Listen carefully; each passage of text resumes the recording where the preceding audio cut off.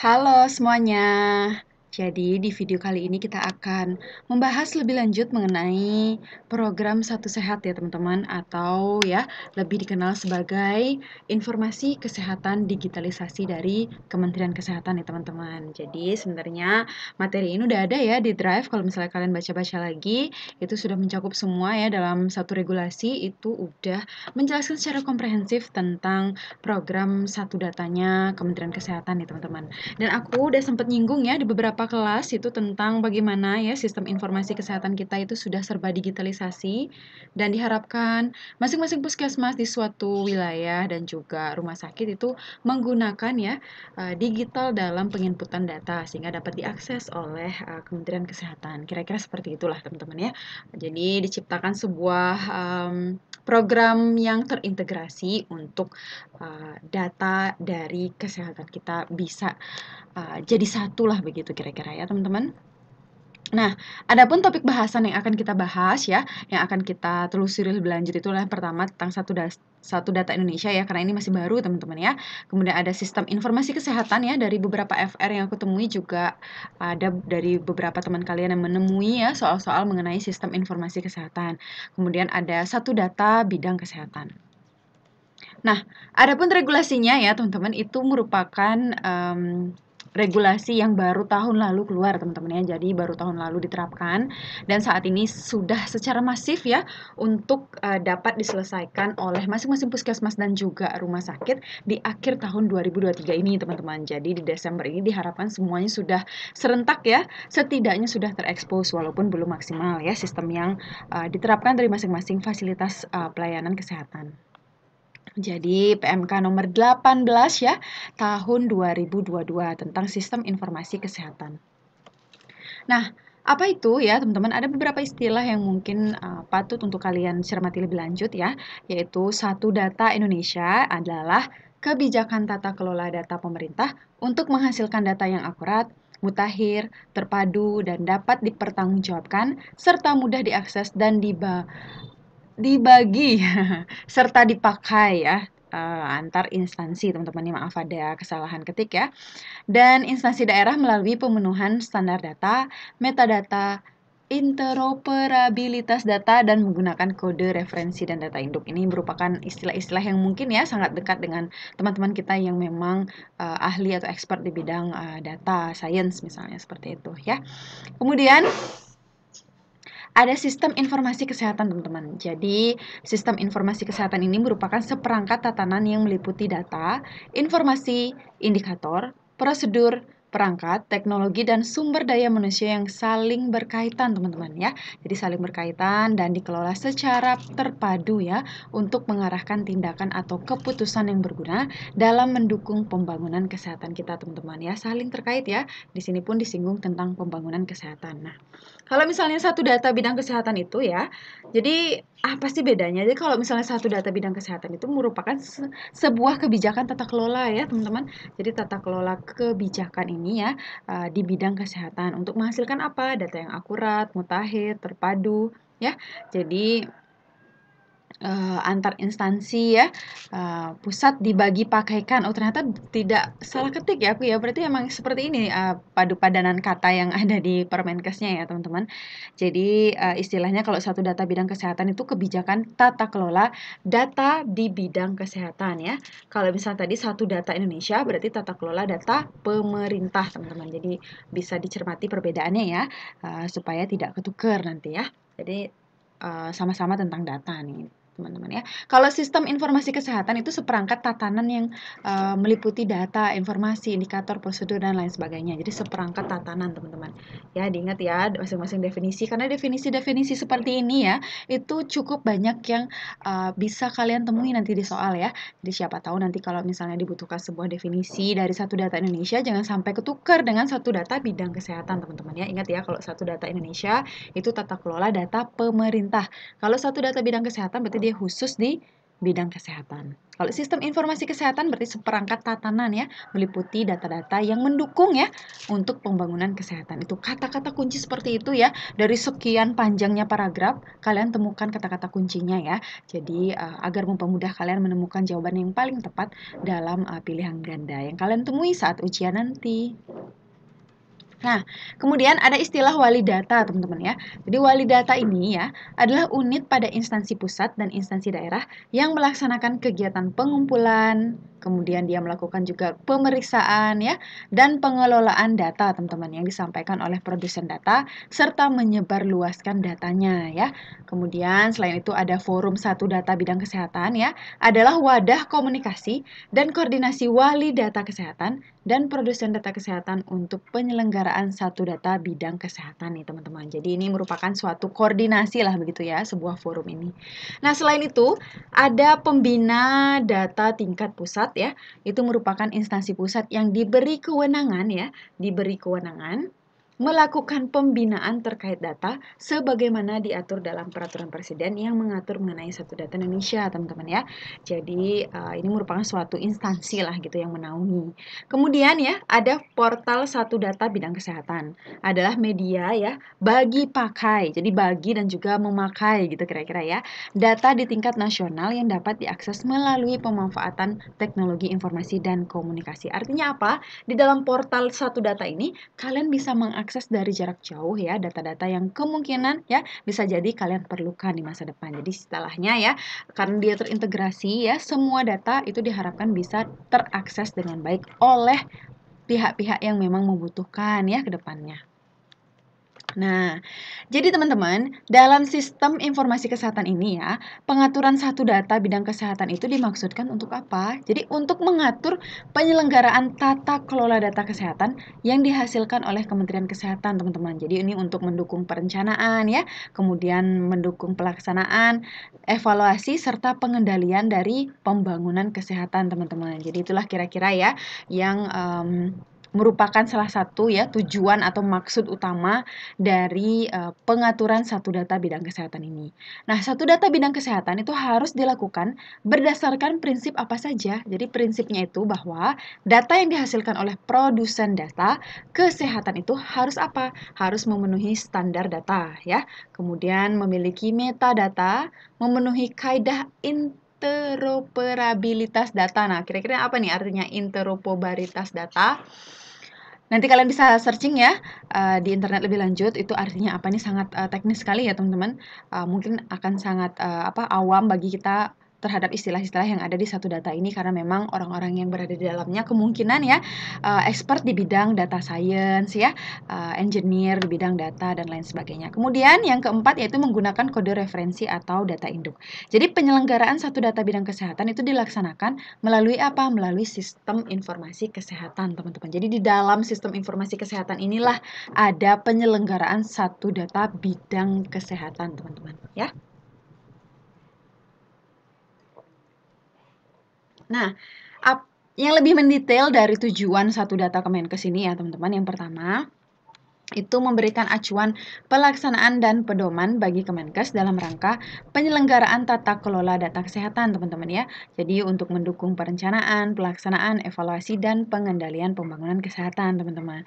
Kemudian ya, yang kedua itu untuk mewujudkan ketersediaan data kesehatan yang akurat ya, artinya bisa dipercaya lah itu intinya ya. Jadi mungkin mutakhir, kemudian ada terpadu, terintegrasi, dapat dipertanggungjawabkan, serta mudah diakses ini teman-teman ya, karena digitalisasi ya, dan bisa dibagi pakaikan oleh pengguna data sehingga dapat dijadikan dasar perencanaan, pelaksanaan, evaluasi, dan pengendalian pembangunan kesehatan. Kemudian yang ketiga, ya, untuk mendorong keterbukaan dan transparansi data ya, karena kan memang digitalisasi bisa diakses oleh banyak pihak sehingga artinya data itu kita bagikan ya secara terbuka dan transparan ya terhadap data kesehatan ya, sehingga tercipta perencanaan dan perumusan kebijakan pembangunan kesehatan yang sekiranya ya teman-teman berbasis data real yang ditemukan di masyarakat, begitu kira-kira.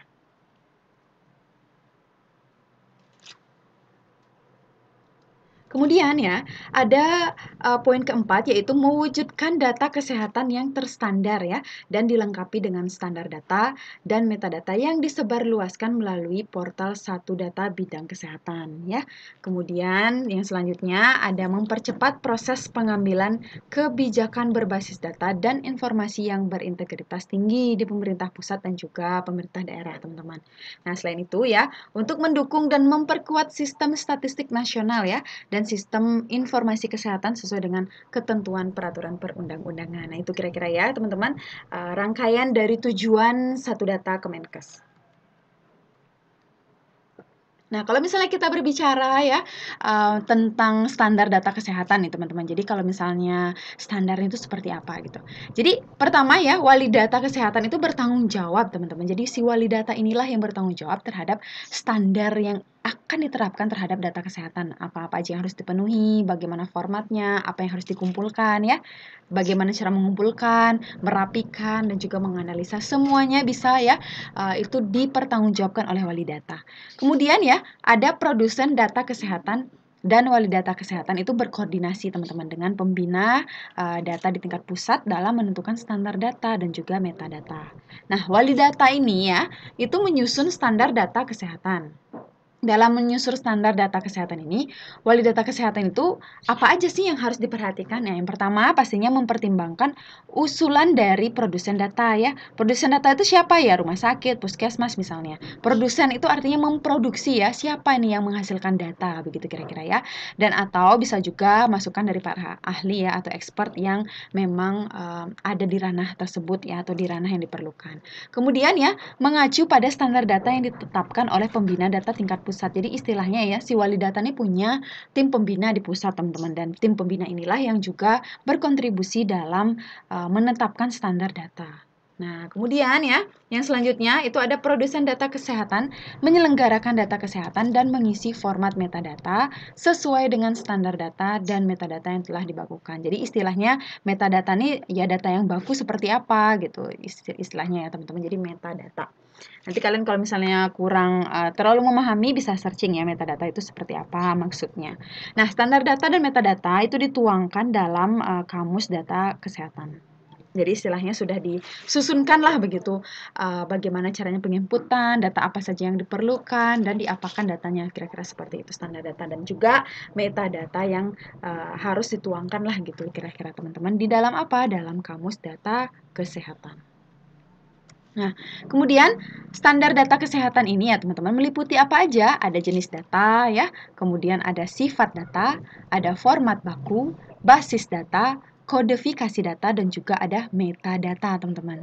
Nah, apa itu masing-masing? Nah, di sini kalian bisa lihat ya metadata ini meliputi metadata kegiatan dan juga metadata program. Artinya apa sih kegiatan dan programnya yang dilaksanakan tuh kira-kira bisa disebut sebagai metadata teman-teman. Nah, kalau misalnya jenis data ya, ada data kualitatif, ada juga data kuantitatif. Kemarin kita udah belajar loh ya, tentang metode penelitian di topik karya tulis ilmiah. Nanti kalian bisa cek-cek kembali. Kemudian ada sifat data ya, meliputi dikotomi, diskrit maaf ya, distrik mah provinsi ya, kabupaten, itu di bagian pembiayaan. Nah, ini distrik ya, diskrit maaf. Ini agak mirip-mirip nih. Nah, kayak gini-gini ya teman-teman, mungkin ini sebagai pertanda bahwa kalian harus lebih cermat lagi ya, termasuk diriku juga sih ya teman-teman. Jadi lebih cermat ketika kalian membaca soal dengan fase yang cukup cepat dan diharapkan tepat begitu ya menjawabnya. Itu perhatikan ya teman-teman bacaan-bacaan, siapa tahu disengaja untuk melenceng sedikit, mengecoh gitu ya. Jadi jangan sampai salah pilih ya. Kemudian ada continuum artinya berkelanjutan. Kemudian ada format baku ya, meliputi konsep, definisi, klasifikasi, ukuran, dan satuan. Nah, kemudian ada basis data, itu merupakan kumpulan data yang saling berhubungan ya teman-teman. Jadi ini basis data ini istilahnya disusun menurut aturan tertentu sehingga menghasilkan informasi. Kemudian ada lagi kodifikasi data, merupakan pemberian nama suatu entitas untuk mempermudah proses pengumpulan dan pengolahan data. Jadi istilahnya teman-teman ya, ketika kalian ingin mengumpulkan dan juga mengolah data, pasti itu untuk mempermudah kalian menganalisis harus kalian kelompokkan dulu ya, harus kalian kasih kode dulu sehingga bisa lebih cepat lah dalam penganalisisan ya, dalam pengolahannya nantinya. Jadi tidak sembarang ya, supaya tidak dua kali kerja begitu ya. Jadi disiapkan dulu standar datanya, disiapkan dulu formatnya ya, kemudian baru mulai melengkapi dengan data yang ditemukan di lapangan. Kira-kira seperti itu. Nah, adapun kriteria data kesehatan itu harus memenuhi apa saja? Pastinya ya harus objektif, teman-teman. Artinya apa ya? Objektif itu artinya tidak subjektif ya, artinya sesuai dengan yang kalian temui di lapangan. Kemudian harus representatif ya. Representatif itu mewakili ya populasi atau sampel yang di mana data tersebut kalian dapatkan ya. Kemudian ada berkualitas ya, teman-teman. Artinya apa? Kualitas itu bisa mencerminkan ya, teman-teman, bahwa data itu benar-benar bisa mewakili lah gitu ya, benar-benar sesuai dengan kondisi di lapangan. Jadi data kesehatan yang objektif ini merupakan data yang didapat dari hasil apa? Hasil observasi dan diukur biasanya ya, dapat menggunakan survei ya, atau tools-tools yang lain yang memang sesuai dengan tujuan dari data ya yang kita ambil itu pastinya akan menentukan metode seperti apa pengambilan data kita yang akan kita terapkan. Nah, kemudian data kesehatan yang representatif merupakan data yang mewakili kelompok data ya yang kalian observasi. Kemudian data kesehatan yang berkualitas itu paling sedikit mencakup apa saja ya, itu harus lengkap ya, kelengkapan datanya itu harus diperhatikan ya, akurasinya, ketepatan waktu serta konsistensi datanya. Jadi ini ya 4 poin ini merupakan data kesehatan yang berkualitas itu paling sedikit harus mencakup ini gitu kira-kira ya. Nah, selanjutnya kita akan membahas lebih dalam mengenai informasi kesehatan nih teman-teman. Kalau tadi kan sistemnya ya, sistemnya berjalan seperti apa, bahkan kita membahas sampai dengan metadata. Kalau sekarang kita akan lebih lanjut menelusuri tentang informasi kesehatan nih teman-teman. Nah, informasi itu ya dibagi menjadi 3 teman-teman secara umum ya. Ada informasi rahasia, ada informasi terbatas, dan juga ada informasi publik. Nah, kalau misalnya informasi rahasia itu merupakan informasi yang apabila didistribusikan begitu ya, secara tidak sah atau jatuh ke tangan yang tidak berhak, akan mengganggu kelancaran kegiatan atau mengganggu citra dan reputasi institusi kesehatan dan atau yang menurut peraturan perundang-undangan dinyatakan rahasia. Jadi kalian nggak boleh bocorin ya. Kalau misalnya bersifat rahasia, kalau kalian bocorin berarti itu bisa membahayakan dan bisa menyebabkan ya gangguan terhadap kelancaran kegiatan bisa jadi. Kemudian ada informasi terbatas ya, merupakan informasi yang apabila didistribusikan secara tidak sah misalnya ya, atau misalnya jatuh ke tangan yang tidak sah ya, atau tidak berhak, itu akan mengganggu kelancaran kegiatan institusi kesehatan, tetapi tidak akan mengganggu citra. Nah ini yang perbedaannya dengan rahasia beserta terbatas. Jadi kalau misalnya terbatas, dia tidak mengganggu citra dan reputasi. Kalau rahasia, dia bisa mengganggu, teman-teman. Ya, kalau ini kan tidak ya, tidak mengganggu. Kalau di rahasia, dia artinya mengganggu, begitu. Nah, kalau misalnya informasi publik, namanya juga publik ya, berarti dia tuh informasi yang secara sengaja disediakan ya oleh institusi kesehatan, itu dapat diketahui atau dapat diakses seluruh masyarakat umum. Kira-kira seperti itu. Nah, ada lagi ya, puskesmas dan dinas kesehatan itu wajib menerbitkan profil kesehatan, ini bagian dari informasi kesehatan ya teman-teman, karena profil itu kan berisi informasi kesehatan. Nah, kira-kira ya, puskesmas dan dinas kesehatan itu wajib menerbitkan profil kesehatan itu setiap berapa tahun sekali nih teman-teman? 1 kali dalam setahun teman-teman. Jadi 1 kali per tahun ya. Jadi ini harus direvisi, entah itu disampaikan, disusun, atau direvisi. Profil kesehatan ini ya teman-teman berisi informasi mengenai apa saja, ada demografi ya, bagaimana situasinya, lahannya, isian gedungnya dan lain sebagainya. Kemudian ada sumber daya kesehatan, kesehatan ibu dan anak, imunisasi, pengendalian penyakit, status gizi dan juga kesehatan lingkungan. Jadi ini beda-beda ya teman-teman antara profil kesehatan puskesmas ya. Ini ada standarnya minimal harus ada ini begitu kira-kira. Ada profil kesehatan kabupaten kota, ada profil kesehatan provinsi, ada juga profil kesehatan Indonesia dan juga profil kesehatan secara umum. Nah, ini kita baca dari bawah aja kali ya, teman-teman. Jadi kalau misalnya profil kesehatan secara umum ya, dia menggunakan standar instrumen yang ditetapkan oleh Kemenkes, teman-teman. Kemudian kita melipir sedikit ke profil kesehatan Indonesia, berarti disusun berdasarkan data dan informasi kesehatan dari provinsi dan lintas sektor. Jadi gabungan ini ya teman-teman dari profil kesehatan provinsi. Kalau misalnya provinsi, dia gabungan dari kabupaten kota. Kalau kabupaten kota, berarti dia gabungan dari puskesmas. Jadi ini sebenarnya ngeling semua ya teman-teman. Jadi istilahnya saling mengumpulkan. Jadi nanti lahirlah profil kesehatan kita secara umum lah begitu kira-kira. Ya, bisa kalian cermati lebih lanjut. Nah, ada yang namanya indikator kesehatan. Nah, indikator kesehatan ini terdiri atas apa saja? Ada indikator kesehatan nasional ya, kemudian ada indikator kesehatan provinsi dan juga kabupaten kota.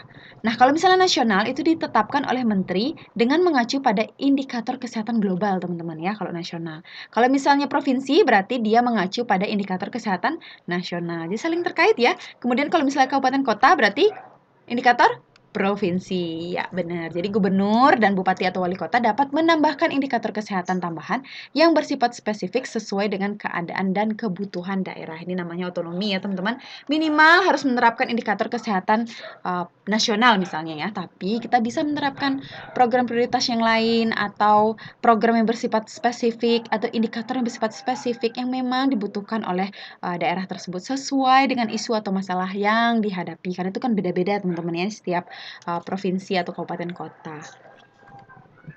Nah, indikator kesehatan ini harus bagaimana nih teman-teman ya? Pertama ya, harus mendukung prioritas pembangunan nasional dan sesuai dengan rencana pembangunan dan prioritas presiden ya dalam rencana pembangunan jangka menengah nasional dan atau rencana kerja pemerintah kita. Jadi harus mendukung program prioritas. Kemudian yang kedua, mendukung pencapaian tujuan pembangunan kesehatan yang berkelanjutan, teman-teman ya. Kemudian mendukung pencapaian standar pelayanan minimal di bidang kesehatan ya. Kemarin kita udah belajar tentang SPM ya. Kemudian pastinya memenuhi kebutuhan program kesehatan yang lain, teman-teman, maaf. Jadi itulah kira-kira ya bagian-bagian dari indikator kesehatan kita begitu. Kemudian ada indikator kesehatan harus memenuhi kriteria apa saja. Nah, jadi ada beberapa kriteria ya yang harus dipenuhi dari indikator kesehatan kita. Yang pertama, harus ada validasi lah teman-teman ya, atau validitasnya. Apa itu validitas atau validasi? Jadi validitas itu merupakan kemampuan untuk menunjukkan keadaan yang sebenarnya teman-teman dari suatu objek yang ditangani. Jadi benar-benar kita melaksanakan konfirmasi langsung ke lapangan gitu namanya validitas. Kalau misalnya kalian pernah ya dulu untuk tugas akhir kalian kan ada uji validitas dan reliabilitas ya teman-teman. Jadi ini sama teman-teman ya untuk mengetahui ya keadaan sebenarnya seperti apa. Kemudian ada reliabilitas ya. Baru aja tadi aku sebut ya. Reliabilitas ini merupakan konsistensi dari hasil pengamatan. Apakah konsisten atau maju mundur? Kalau maju mundur apa sih yang menyebabkan gitu. Jadi konsistensi ini harus dijaga dan dipastikan bahwa dari hasil pengamatan ya konsisten baru kita bisa mengatakan bahwa indikator kesehatan itu bisa kita jadikan acuan. Kemudian ada akurasi teman-teman ya. Akurasi itu harus cermat ya, kecermatan dalam pengamatan dan juga pengukuran. Ada relevansi juga ya, keterkaitan indikator dengan permasalahan kesehatan kita. Jadi istilahnya indikator kesehatan emang benar-benar lahir dari isu atau permasalahan yang ada di masyarakat setempat.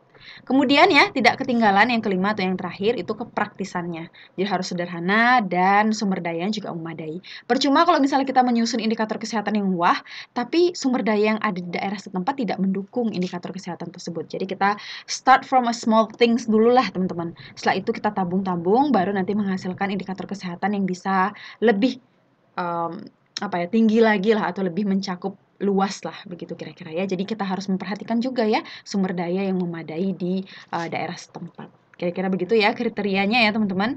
Jadi validitas, reliabilitas, akurasi, relevansi dan juga praktis atau kepraktisan. Nah, siapa saja yang terlibat dalam penyelenggaraan satu data? Nah, tadi kita udah menelisik lebih mendalam ya tentang wali data kesehatan ya, ada produsen dan juga ada forum satu data bidang kesehatan. Ini semua diatur dalam Permenkes ya nomor 18 tahun 2022 teman-teman.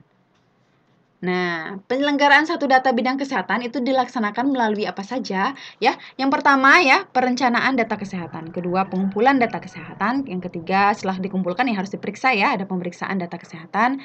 Kemudian ada pengolahan ya. Setelah kita periksa pasti kita akan olah. Setelah kita olah, kita simpan, kemudian kita amankan ya pengamanan data kesehatan dan juga akhirnya ya karena sudah menghasilkan sebuah laporan ya terhadap suatu data, maka kita siap untuk penyebarluasan data kesehatan dan juga siap untuk apa? Untuk digunakan teman-teman ya. Jadi inilah kira-kira penyelenggaraan satu data bidang kesehatan teman-teman. Nah, Pengolahan data kesehatan dan informasi kesehatan itu dapat dilakukan oleh wali data kesehatan, teman-teman ya, terhadap data yang telah dikumpulkan dan dilakukan pemeriksaan. Pengolahan data kesehatan dan informasi kesehatan itu dilakukan melalui apa saja ya? Yang pertama pastinya pemrosesan dulu, kemudian ada analisis, baru kemudian penyajian. Ini sangat persis dengan apa yang sudah kita pelajari waktu di topik karya tulis ilmiah ya, khususnya tentang metode penelitian. Nah, kalau pemrosesan itu dilakukan dengan cara apa? Ada verifikasi atau validasi ya, kemudian akurasi, ketepatan waktu dan juga konsistensi data. Ya, di konsistensi data ini ada apa lagi ya? Jadi bagian dari verifikasi lah itu teman-teman kira-kira ya. Jadi ini karena nggak aku susun ke bawah, jadi A ini ya teman-teman, A ini terdiri dari verifikasi ya, kelengkapan, akurasi, ketepatan waktu, dan juga konsistensi data kesehatan. Kemudian yang B itu pengkodean ya. Pemrosesan inilah dari verifikasi ada pengkodean, kemudian ada alih bentuk ya atau transform, kemudian baru kita kelompokkan dia teman-teman ya. Jadi setelah kita verifikasi, oh benar nih datanya, kita validasi, cek akurat tidak, tepat waktu nggak, konsisten nggak, atau reliabilitasnya sudah terjamin nggak gitu kan. Setelah sudah melalui proses verifikasi, maka kita akan berikan dia kode ya atau pengkodean. Kita kasih kode, setelah kita kasih kode kita transformasikan datanya, baru kita kelompokkan. Nah, verifikasi dan atau validasi data kesehatan dapat dilaksanakan secara berjenjang ya teman-teman, dari fasilitas pelayanan kesehatan, dinas kesehatan hingga kementerian sesuai dengan ketentuan peraturan perundang-undangan. Nah, kemudian ya, ada penyimpanan data kesehatannya. Dalam penyimpanan data pun itu diatur ya teman-teman, di mana penyimpanan data kesehatan dan informasi kesehatan itu dilakukan dalam pangkalan data teman-teman ya, pada tempat yang aman, kemudian tidak rusak atau tidak mudah hilang ya, harus aman, tidak rusak, dan tidak mudah hilang ya, dengan menggunakan media penyimpanan elektronik maupun non-elektronik teman-teman. Jadi harus disimpan dengan baik. Nah, pangkalan data ini dikelola oleh siapa? Oleh wali data kesehatan ya teman-teman. Jadi tidak sembarangan ya. Jadi wali data inilah yang mengatur atau mengurus pangkalan data dan juga mengelolanya ya. Kemudian penyimpanannya itu ya teman-teman hanya dapat dilakukan di dalam negeri teman-teman ya. Penyimpanan data-data kesehatan kita harus dilakukan di dalam negeri. Penyimpanan data kesehatan dan informasi kesehatan itu dilakukan paling singkat 10 tahun teman-teman ya untuk data kesehatan dan informasi kesehatan non elektronik. Sedangkan kalau misalnya elektronik paling singkat 25 tahun untuk data kesehatan yang memang berbasis elektronik.